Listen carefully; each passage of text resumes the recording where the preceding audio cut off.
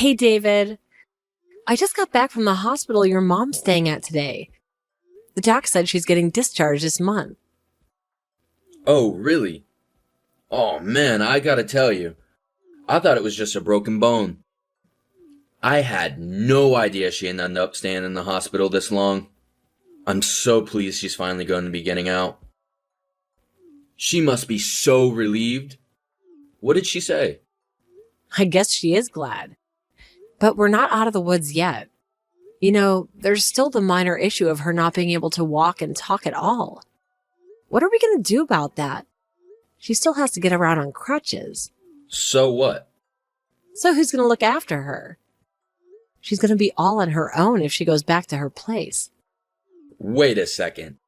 You mean you're not gonna do it? Me? Are you being serious? How am I supposed to do it? I'm busy with work. You only work part-time.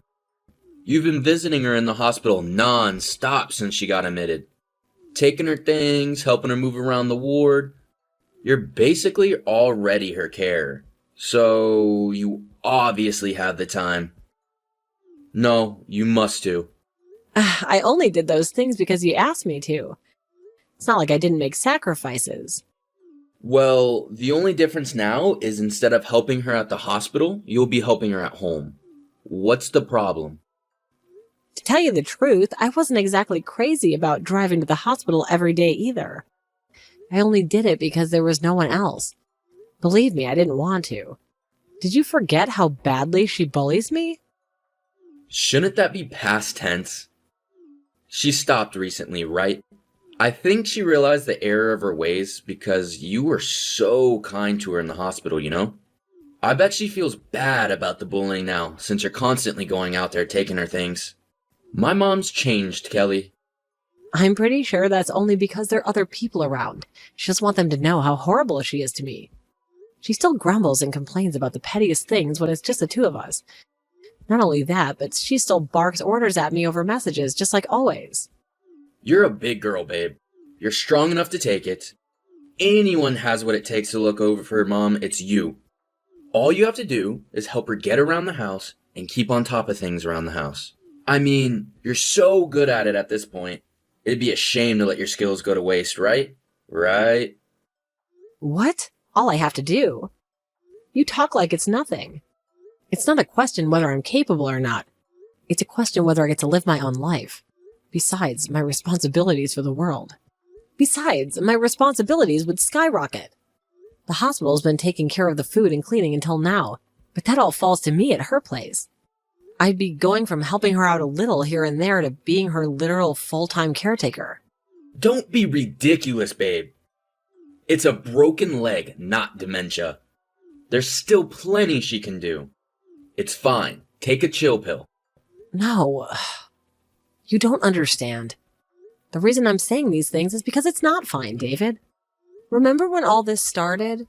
It's only because she's in the hospital, babe, and you can go back to normal when she gets out, babe. What happened to that? You never said anything about looking after her when she gets out. And it's not fair of you to spring it on me like this. What do you suppose we do with her then? We? She's your mom, David. And she hasn't been nice enough to me to warrant going out of my way to help her. The bottom line is, I won't be looking after her when she gets discharged, and that's final. So if you're worried, look after her yourself.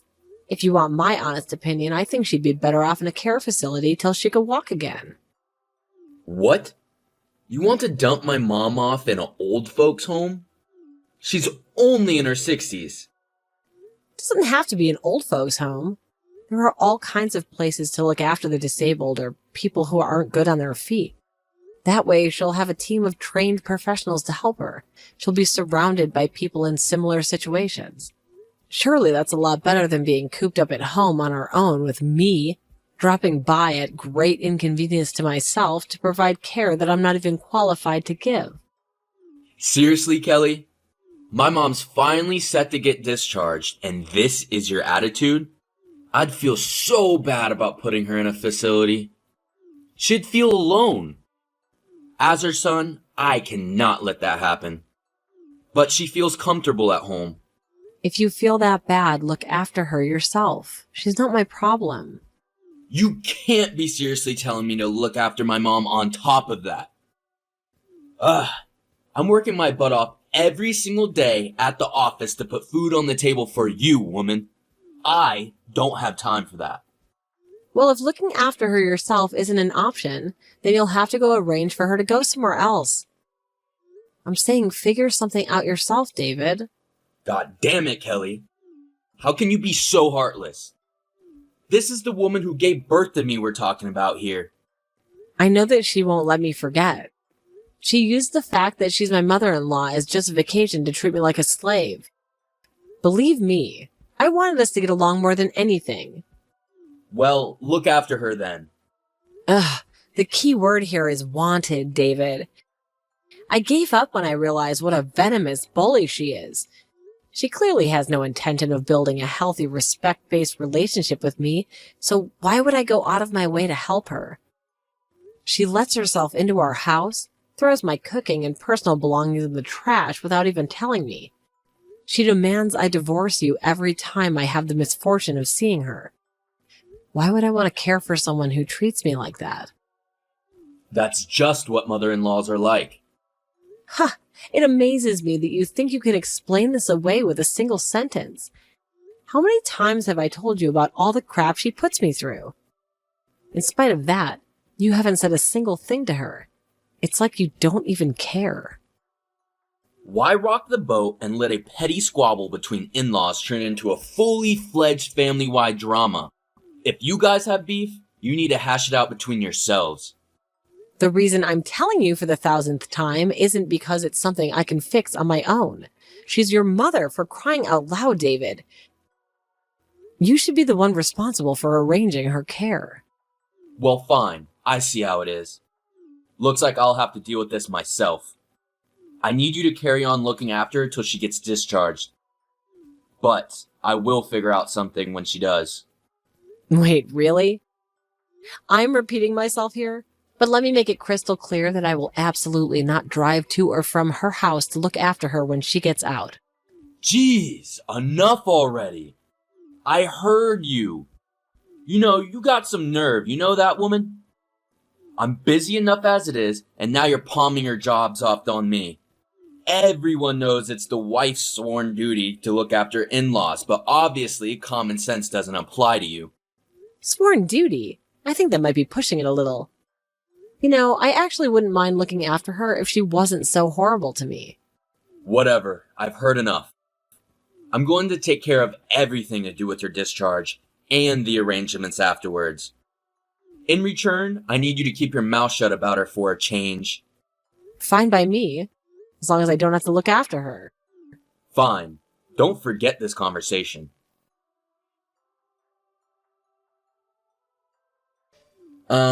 Kelly? I just got done talking with Mom about what's going to happen when she gets out of the hospital. How did it go? It's good. We made a decision.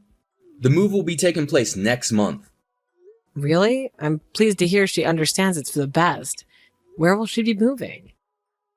Oh, well, my mom's not the one moving. We are. Excuse me, what are you talking about? Me and you are moving in with my mom next month. I take it that you got no objections to that? What? We're moving in with your mom? Why would you agree to that? I agree. No, I was the one who suggested it. She said she didn't want to live in a home for the crusty old bedwetter. So, I figured me and you moving in with her would be the best option. The best option? How did you work that one out? You mean because I'll be the one responsible for looking after her? Now, you said you didn't want to drive to and from her house to look after her. And to be fair, that would be super inefficient. I thought on it a little, and that's when it hit me. I figured if we move in with her, you can look after her without wasting all that time on the road. My stroke of genius. What the hell are you talking about? It wasn't the driving part I wanted to avoid. I can't believe you, David. The reason I said no is because I didn't want anything to do with her. I was able to tolerate her at the hospital because I didn't have to spend so much time alone with her, thanks to the nurses. I'm not joking when I say I'll have a nervous breakdown if we have to live under the same roof. Well, you don't know that unless you try. No, David, I know damn well how awful she makes me feel. And I don't need to intentionally subject myself to her company any further, do you understand? There's no way I'm moving in with her. Look, think about it, babe. You won't even have to pay rent. If we live with my mom, we could save so much money. Mom said we only have to pay for food. The merits are endless. This isn't about the money, David. I can't be under the same roof as your mom 24/7. I'll go insane. She can't even move without help. What's the worst she could do? Well, she's still able to speak normally. And her hand, too. Hey, that's mean. Come on, just a few unpleasant comments here and there. The occasional frown. Jesus, Kelly, I thought you were made of stuff stronger than this. I don't get why it's such a big deal. It's a frail old lady who can barely move by herself. Does that terrify you that much? I'm not scared. It's just psychologically impossible for me to live with her under the same house. How would you feel about living under the same roof as someone who hated your guts and went out of their way to make you as miserable as possible? She's family. What choice do we have? That's funny. 'Cause I lost count of how many times she told me I'm not part of your family. You are rambling nonsensical things of an old age pensioner.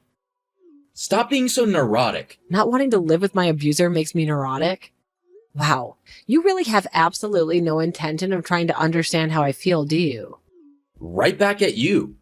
You don't understand my feelings either. Why do you think I suggested we move in with her? I did this for you. You said you didn't want to waste time driving to and from her house, so I came up with an alternative.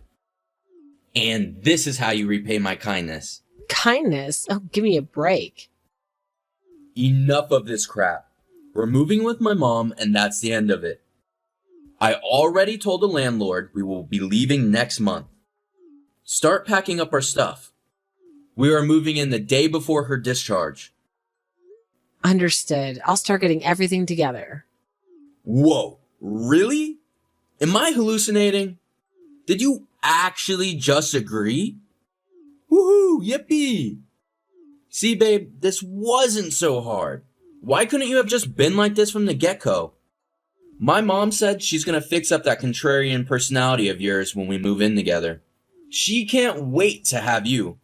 Oh, she promised you'll never disobey my orders again once she's done with you. Hey, Kelly. Are you done with everything at the apartment? Yep, I'm just about to leave and hand the key back to the landlord. Oh, good. The removal van just got to my mom's place. They're carrying our stuff in now. Cool.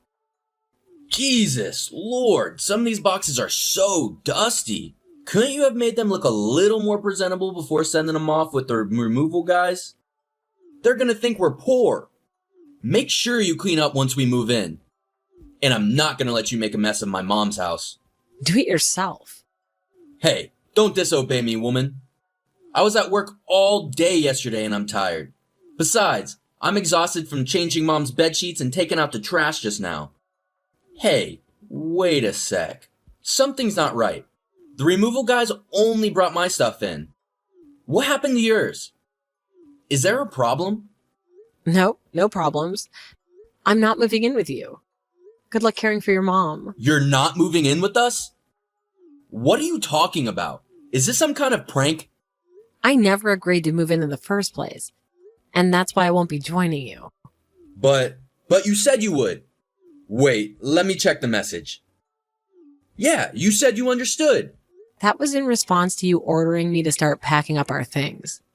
What the hell? How can you do this to me on the day of the move? If you didn't want to come, you should have just freaking told me. Come on, scroll through the messages again. I think you'll find I told you plenty of times.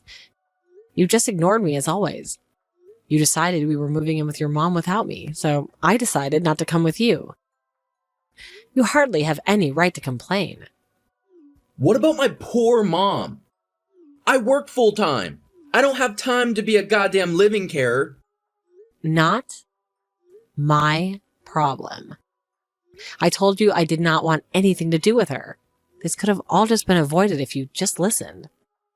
Looks like your stubborn arrogance finally came back to bite you in the ass, huh, David? She would have kicked the bullying into high gear when she had me at her place. I would have been so dependent on her, I wouldn't have been able to do a thing about it. There isn't a wife on the planet who'd willingly put themselves in that situation. Well, forget this crap, Kelly. You've had your fun. Just hurry up and get over here. No chance.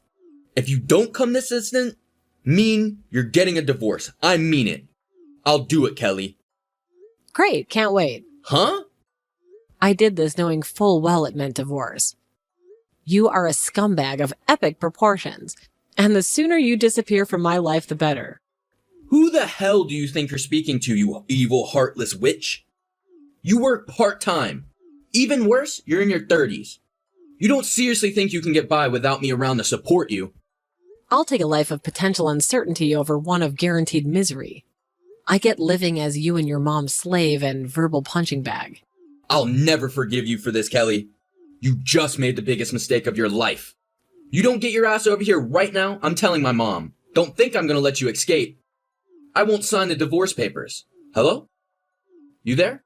Kelly, answer me. Hey. Kelly, please respond. I'm so sorry. I'm begging you to respond. Hey, David. I just got done talking to my lawyer. He said if he refused to sign the divorce papers, I can take you to court. It sounds like a lot of trouble, but if you won't sign, then I'll have no choice. Kelly, wait. Please don't do this. Can we just talk things through? What is there to talk about? Asset division? No, not that. The divorce itself. You're not even letting me have a say. I don't want a divorce. This is Reg. You're the one who threatens me with divorce if I wouldn't move in with you and your mom.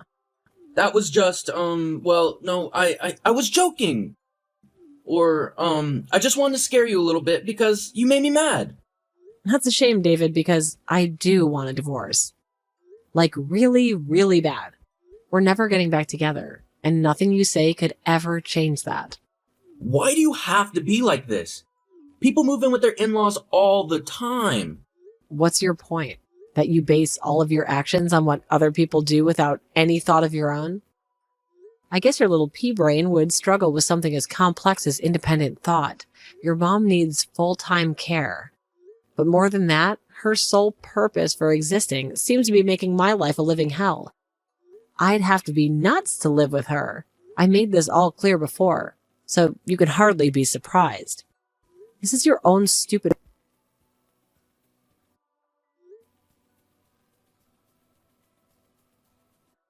I'm sorry. I should have asked you if it was what you wanted. I know I've been an idiot, but I was really worried about leaving my mom on my own.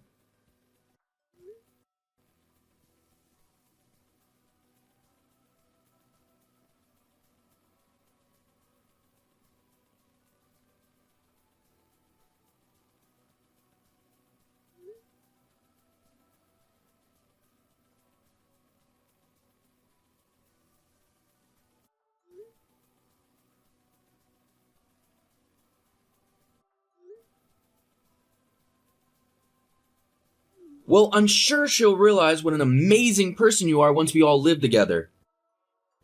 Yeah, that's it. The only reason she was like that with you up to now is because she doesn't know the real you. Remember when you said before he wanted you and her to get along? Well, this is your chance, babe.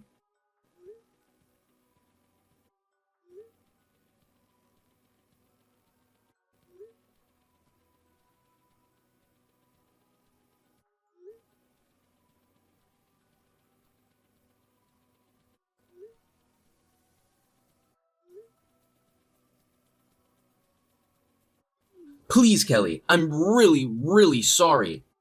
I didn't want to do what I did. I just didn't think I had a choice because of how desperate my mom's situation is. I wanted to do whatever it took to convince you to move in with her.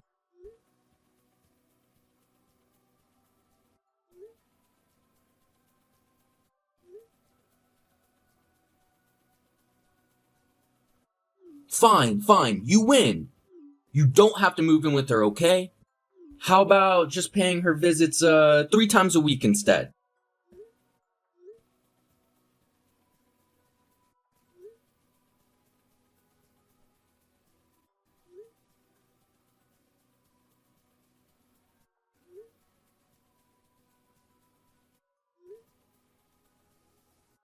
Please, baby, I'm in a really difficult situation here.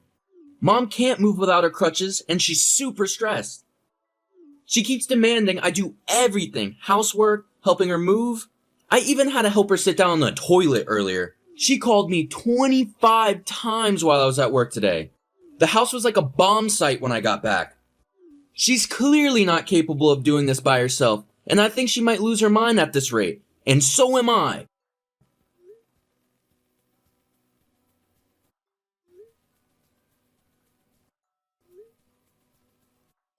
I'm sorry. I really messed up, babe. I should have never treated you that way. But if you come back, I promise we'll do this as a team. I'll always be by your side, I promise. I promise I won't leave everything to you. Want to know why that is? Because I love you, my honey munchkin.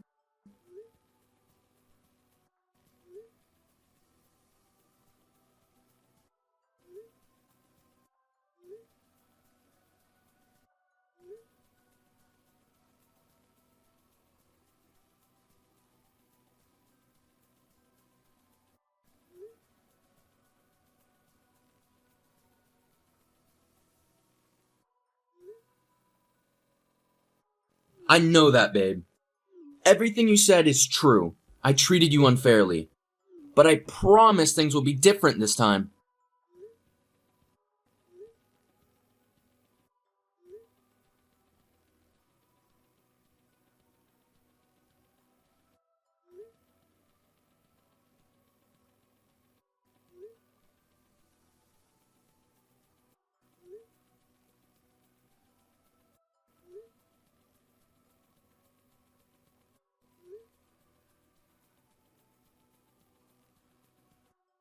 No, please.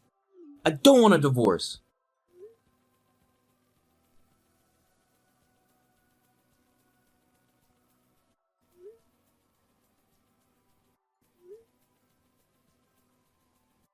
No, Kelly, that's not why at all. I don't want a divorce because I love you. You're the most important person in the world to me. I just took you for granted, that's all. The truth is, I think you're way out of my league. You're beautiful and funny and kind and caring. Meeting you was the best thing that ever happened to me. I can change, I mean it. I'm ready to turn over a new leaf. I'll never make you do anything you don't want to ever again. And we'll always discuss things before making decisions from now on. So please just reconsider divorce. Please just give me another chance.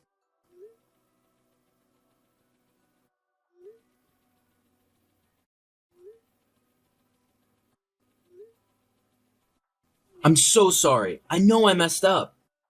Please help me. I don't know how I'll get through this without you.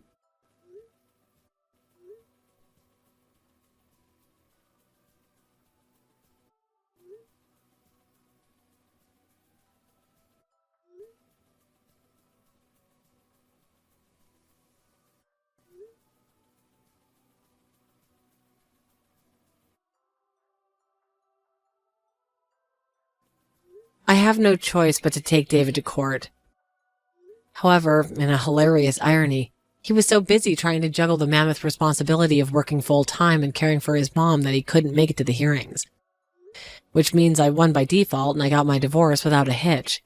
The whole thing cost me more money and time than I would have liked, but I guess it's a small price to pay for cutting ties with the mother-in-law and husband from hell.